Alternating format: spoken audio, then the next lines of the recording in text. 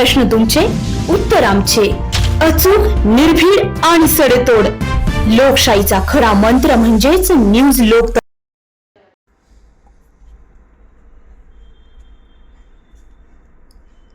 वैजापूर येथील विशाल विजयकुमार बोथरा हा युवक नायलॉन मांजामुळे अपघात होऊन गंभीर जखमी झाला आहे. नायलॉन मांजाने गळा चिरून गंभीर स्वरूपाची जखम झाल्याने येवल्यातील चंडालिया हॉस्पिटल येथे प्राथमिक उपचार करून नाशिक येथील एका खासगी रुग्णालयात दाखल करण्यात आले होते. नायलॉन मांजाने गळा चिरून थेट श्वासनलिकेला देखील गंभीर इजा झाली होती. काळाने घाला घातला, मात्र नशीब बलवत्तर असल्याने युवकाचे प्राण थोडक्यात बचावले. सध्या रुग्णाची स्थिती स्थिर असून नागरिकांनी नायलॉन मांजा वापरू नये असे आवाहन जखमी कुटुंबाच्या वतीने करण्यात आले आहे. येवल्यात देखील प्रत्येकासाठी अतिशय घातक असलेल्या नायलॉन मांजाचा शिरकाव झाल्याने पोलीस निरीक्षक अनिल भवारी यांनी कारवाई करून दणका दिलाय.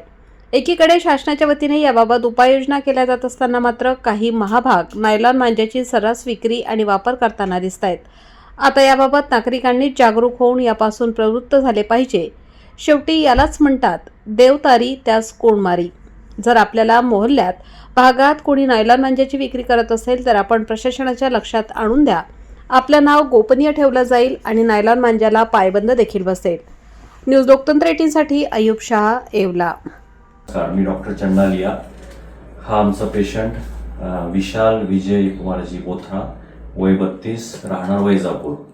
16 नोव्हेंबरला रविवारी दुपारी 12-12:30ला इमर्जन्सी बेसिसवर त्याला आम्ही इथे चेक करण्यासाठी तो आला होता. त्याचा नायलॉन मांज्याने गळा चिरल्या गेला होता आणि ती जखम इतकी खोल होती की त्याच्या श्वासनलिकेला इजा झाली होती. त्याची स्वरग्रंथी, व्होकल कॉर्ड्स त्याही कट झालेल्या होत्या आणि तिथे हायोइड बोन असतं तेही फ्रॅक्चर झालेलं होतं. त्या व्यतिरिक्त त्याचे सगळे दोन्ही साईडच्या स्ट्रॅप मसल्स म्हणजे जे मानेशी मुवमेंट करणारे जे स्नायू आहेत ते पण कट झाले होते. सुदैवाने त्याची सगळ्यात मोठी रक्तवाहिनी जी मेंदूकडे जाते, कॅरोटिड व्हेसल म्हणतो, ती कट झाली नव्हती, पण ती 1 मिलीमीटर जस्ट वाचली होती. त्यामुळे सुदैवाने तो वैजापूरला ही कॅज्युअलिटी झाली होती. 16 नोव्हेंबरला रविवारी सकाळी 11ला 12:15 तो इथे पोहोचला. त्याच्या सगळ्या जखमा आणि श्वासनलिकेमध्ये एक धागा लिटरली अडकलेला होता.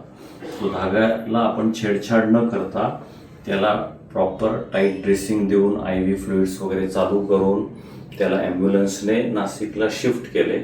नाशिकला ऑलरेडी तिथे प्लास्टिक सर्जनशी चर्चा करून इमर्जन्सी बेसिसवर त्याला नाशिकला पाठवून तिथल्या खाजगी रुग्णालयात डॉक्टर सचिन वाघ डॉक्टर साहेबांनी, जे प्लास्टिक सर्जन आहे, त्याची श्वासनलिकेला, व्होकल कॉर्ड्सला सगळ्यांना सुचर करून त्याचे स्ट्रॅप मसल्स रिपेअर करून त्याला एक 5-7 दिवस ॲडमिट ठेवून स्टेबल करून त्याला घरी पाठवले.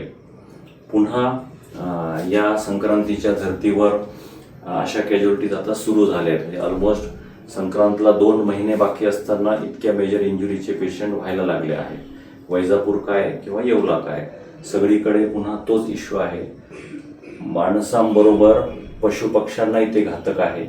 असा नायलॉन मांजाचा वापर आयडियली सगळ्यांनी टाळायला हवा. विकणाऱ्यांनी पण नको विकायला, वापरणाऱ्यांनी पण नको वापरायला. आणि बेसिकली विशाल दादाचं नशीब फार चांगलं आहे की तो वाचला.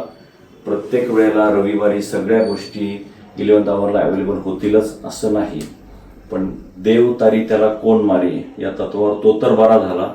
पण प्रत्येक वेळेला जर अशा मेजर इमर्जन्सीज घडत राहिल्या तर कधी कधी ते एखाद्याच्या जीवाशी येऊ शकतं.